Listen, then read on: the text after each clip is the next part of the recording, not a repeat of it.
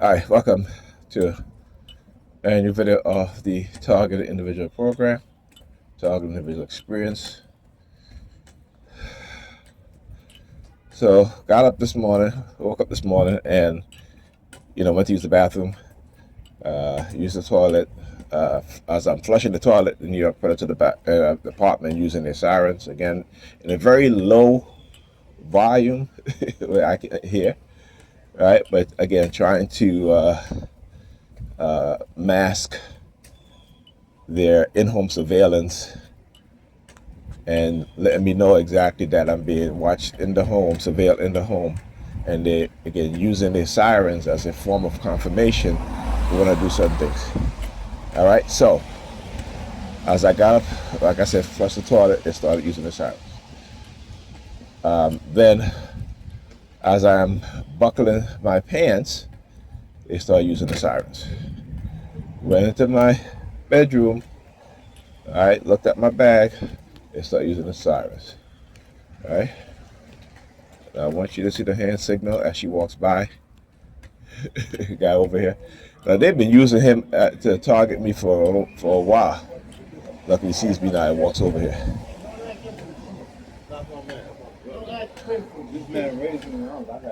What's up, man? No. There they go. There they go with the 50 cents thing, right? That's part of their theme that they used to do for me, that they used to do to me. They still do it, as you just see. So as the young European female walked by, he started doing the hand signal, the palm fixation drill, and that's what I talk about.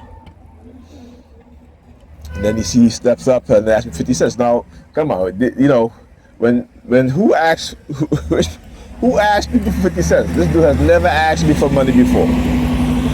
But I told here. Oh, hear the sirens? You guys hear the sirens? Here comes the UPS truck. I was just talking about the UPS truck with my sister, the UPS delivery driver. All right. But yeah, that's what they'll do. And I talk about the whole 50 cents thing. It was the summer when In the Club came out. I used to listen. I used to go eat at sometimes I have lunch at Wendy's. It depends, right? But whenever I go to like a Wendy's, a Burger King, or a McDonald's, all right, they would be playing that song, all right, and at the time, right? At the time, I was having a little side business, what have you, and they were like, I also when I went to interviews, I was also looking for work, and whenever I go to an interview, they'll have a perp stand aside the establishment, and usually this is all at the time. It was only white guys that was doing this. It was targeting me, for the most part, I should say. Majority white guys. All right. Look at the perps. Look at the perps. Got them standing there.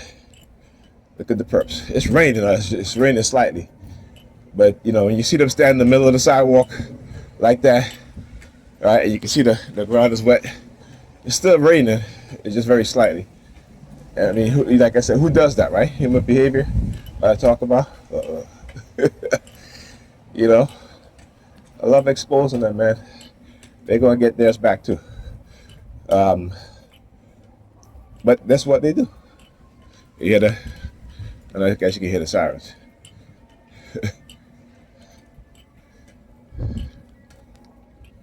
This is the New York Fecal Dept. That's the fire truck sirens. You'll be amazed how I can tell the difference between different car sound, right? It's like that guy and his wife who the whole town targeted with noise 24/7. Right?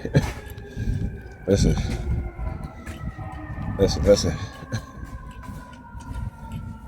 When the state does what it is, this stuff is terrorism, right? It's terrorism. There are many different forms of terrorism, right? It doesn't have to be bombs and guns and bullets, all right? But there's psychological terrorism, there's environmental terrorism by the state and corporations, right? Backed by the state. And then you also have, well, that's psychological terrorism, economic terrorism, right? Economic terrorism, educational terrorism. And so for us as black people, we experience terrorism every single day, right? But we have become well adjusted to it that we think it's normal. Okay? We have, how you could tell that we've become well adjusted to it, because you see what's happening to a lot of white people and they're losing their shit. Look, stand up there, look at the wallet, look at the wallet. Dash up with the wallet. I know now, I know. Look at the wallet, look. Look at the wallet. Bunch of clowns. Right? Imagine, how they could get the community to engage in this sort of behavior. Right? They can get the community to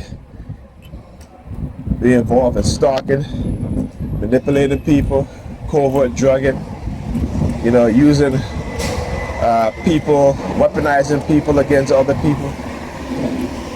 Right? But yet, they can't find resources to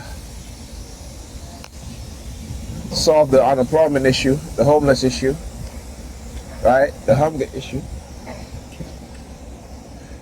In a profit-driven economy, the people are going to suffer, right? Because suffering is profitable for a corporation, for certain kind of businesses, right? For the state as well as the private prison industry, right? And we have to understand that. We as black people, particularly living in America in particular, we are the human resources that white people use to profit from. We've always been that way, whether it's during slavery, during Jim Crow. They have always saw us and our bodies and our minds, right, as things that they can exploit, right, for various reasons and for various situations, right? And we fall for it. The mindset that is created, the mindset that is passed down, right? That's the gun turn out. They won't even go to the damn gym, but they are here engaging in psychological warfare, right? When I was in my 20s and 30s, I worked out. The women that I've dated, was in a relationship with, we all worked out, right? At least eat healthy.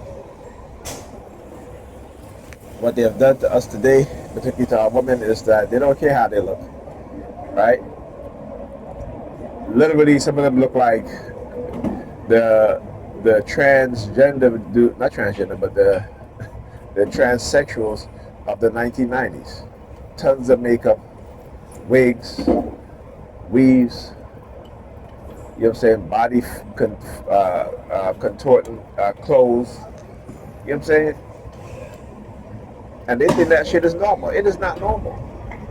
No other group of women does so much to hide who they are, how they look, to hide their hair, to hide, whatever, how they look, to hide their body type, but they'll show, when I say hide their body type, meaning that when, they wearing these tight ass body suits, to make them look slimmer, right?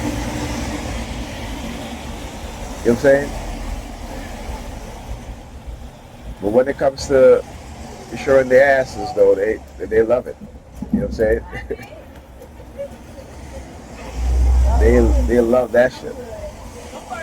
When it comes to walking down the street in little tiny pieces of clothing, you know, they they love that shit. It don't bother them, right? There's no shame, right? There's no logical mind to say I shouldn't wear this. I look too unhealthy. I look too fat. Yes, you should be able to say that because who wants to see 250-pound woman walking the street with half her ass showing, right? Like I told my daughter yesterday, I said you should be ashamed to open this door when anybody comes to deliver anything. Let them leave it at the door, and when they leave, then you open the door and get the package. Right? I'm not raising my kids to think that these things are normal and they can just do it and not have any sort of uh, negative feeling about it. Take pride in how you look. Take pride in how you dress. Take pride in your home. How keeping it clean. You know what I'm saying? But a lot of them are a lot of us, I should say, were raised by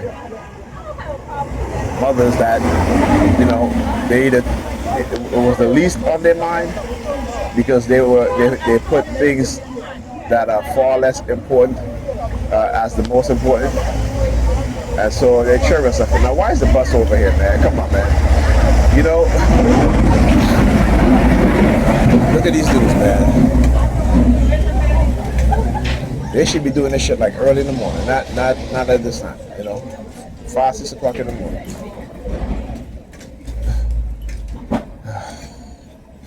It's ridiculous. Back again.